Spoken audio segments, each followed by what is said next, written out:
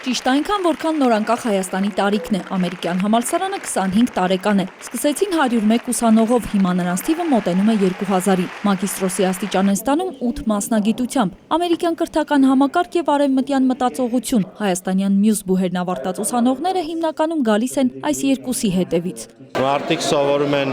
իսկապես բիզնես մտածողության, դա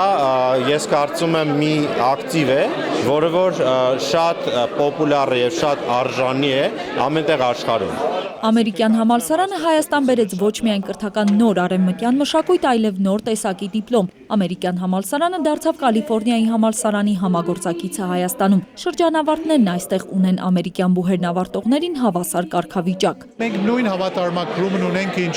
Կալիֆոռնիայի Բերկլի համալսարանը կամ UCLA-ն կամ Ստենֆորդը։ Մտածեցի, որ ամերիկյան համալսարանի եւ արևմտյան մշակույթի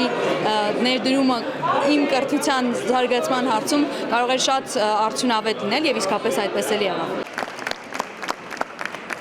Ամերիկյան համալսարան են դիմում ոչ միայն Հայաստանից, այլև աշխարհի տարբեր անկյուններից։ Բուհ ընդունվելը դեռ երաշխիք չէ, որ մագիստրոսի գլխարկ կդնես։ Ամենաբարդ գործը հետո է սկսվում ուսումնական երկամյա ծրագրով։ Դիպլոմը ստանալիս, սակայն վստահաբար ասում են, արժեր չարչարվել։ Վկայական գուքա University of California-ին եւ ադի շատ մեծ առավելություն կտա մեզ ավելի լայն տուրեր կփանա, որ գտնանք շարունակել կյանքերնից ավելի լավ պայմաններով։ Teaching English as a foreign language. Անգլերենի որպես օտար լեզվի դասավանդման ծրագիրն են կանցել։ Այնքան հետաքրքրված էի դրանով։ Երազանքս էր գալ Հայաստան եւ սովորել այստեղ։ Գոհ եմ, կարևոր հմտություններ եմ ձեռք բերել, որոնք կօգտագործեմ Կամերունում։ Ավելի քան 20-ամյա գործունեությունից հետո 2013-ին ամերիկյան համալսարանը սկսեց նաև բակալավրիատի ծրագիր։ Առաջին շրջանավարտները կլինեն 2017-ին։